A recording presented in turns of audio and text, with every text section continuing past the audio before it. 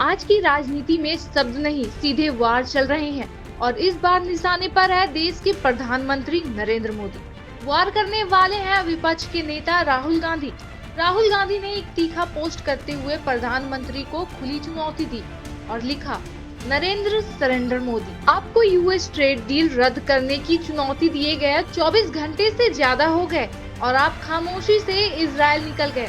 दोस्तों, ये सिर्फ एक बयान नहीं, ये सीधा राजनीतिक हमला है। आरोप ये भी है कि भारत अमेरिका के बीच हुआ इंटरिम ट्रेड डील देश के किसानों और छोटे उद्योगों के लिए नुकसानदेह साबित हो सकता है। राहुल गांधी का सीधा सवाल। भाषण में 4-5 घंटे मुझे रोका, मगर बैकग्राउंड में एक और चीज चल रही थी। मेरे भाषण खत्म होते ही प्रधानमंत्री गए लोकसभा से। शाम को बिना अपने कैबिनेट से पूछे नरेंद्र मोदी जी ने ट्रंप को फोन कॉल लगाया। ट्रंप ने ट्वीट किया है कि हिंदुस्तान के प्रधानमंत्री ने मुझे फोन किया और कह दिया कि यूएस इंडिया डील को मैं साइन करने को तैयार। 4 महीने कुछ नहीं हिला और फिर एकदम नरेंद्र मोदी जी ने फोन किया और हिंदुस्तान के किसानों को बेच दिया, गारमेंट इंडस्ट्री को बेच दिया, सारा का सारा डेटा अमेरिका को दे दिया। क्यों? 2 कारण है भाई और बहनों। पहला कारण, अमेरिका में एप्स्टीन की फाइल बंद पड़ी हुई है, 30 लाख फाइल, उसमें ईमेल है, मैसेजेस है, वीडियो है, सब कुछ है, वो रिलीज नहीं हुई है। रिलीज क्या किया है मैं बताता हूँ। धमकाने के लिए रिलीज किया है हरदीप पुरी का नाम। अनिल अंबानी एप्स्टीन फाइल में है और एप्स्टीन फाइल में और भी नाम है जो अभी छुपे हुए हैं। पहला कारण ये। दूसरी धमकी है कि अमेरिका में अदानी जी पर क्रिमिनल केस। अमेरिका का केस जो है उसका लक्ष्य अदानी नहीं है, उस केस का लक्ष्य नरेंद्र मोदी है। वो तीर नरेंद्र मोदी जी की ओर मारा जाए। ये 2 कारण थे कि नरेंद्र मोदी जी पार्लियामेंट से भाग के निकले और उसी शाम उन्होंने ट्रंप को फोन किया और कहा, सर जो भी आप उचित समझो वो आप करो, मैं साइन करने को तैयार हूँ।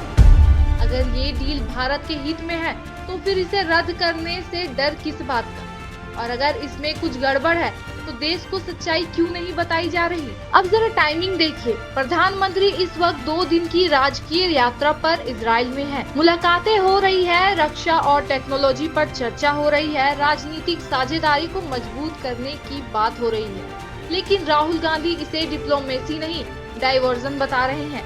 उनका कहना है कि जब देश सवाल पूछ रहा है तब प्रधानमंत्री जवाब देने के बजाय विदेश दौरे पर निकल जाते हैं। और फिर आया सबसे विवादित हिस्सा, एप्स्टीन का संदर्भ। राहुल गांधी ने तंज कसते हुए लिखा, एक बार तो आप एप्स्टीन के कहने पर इजराइल में डांस एंड सिंग कर चुके हैं। ये बयान सीधे तौर पर प्रधानमंत्री की छवि और उनके अंतर्राष्ट्रीय संबंधों पर सवाल उठाता है। हालांकि इस तरह के आरोपों के समर्थन में कोई आधिकारिक सबूत सार्वजनिक रूप से सामने नहीं आए हैं, लेकिन राजनीति में आरोप का असर तथ्यों से पहले पड़ता है। सोशल मीडिया पर ये पोस्ट आग की तरह फैल चुका है। अब सवाल ये है, क्या सच में यूएस ट्रेड डील भारतीय किसानों और मैन्युफैक्चरिंग सेक्टर के लिए खतरा है? आलोचकों का कहना है कि अमेरिका की टैरिफ नीतियों में बदलाव और सुप्रीम कोर्ट के हालिया फैसले के बाद भारतीय उत्पादों पर दबाव बढ़ सकता है।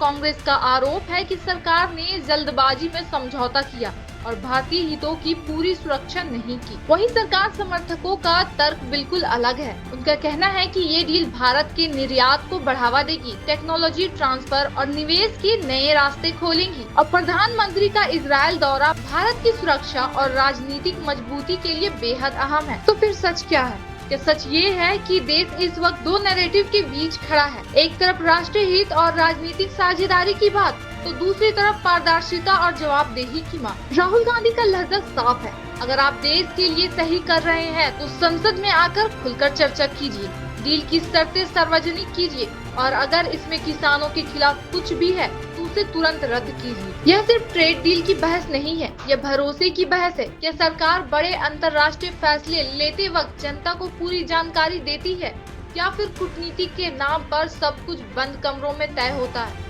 प्रधानमंत्री की चुप्पी इस वक्त राजनीतिक मुद्दा बन चुकी है, क्योंकि जब विपक्ष बार बार चुनौती दे रहा है तो जवाब का इंतजार स्वाभाविक है। आने वाले दिनों में संसद में हंगामा तय है, टीवी डिबेट में टकराव तय है और सोशल मीडिया पर ट्रेड भी तय है। लेकिन सबसे बड़ा सवाल ये है, क्या ये डील सच में सरेंडर है या फिर विपक्ष का एक और आक्रामक राजनीतिक दांव? देश की राजनीति अब सिर्फ बयानबाजी तक सीमित नहीं रही। हर ट्वीट, हर विदेश दौरा, हर समझौता चुनावी मुद्दा बन रहा है।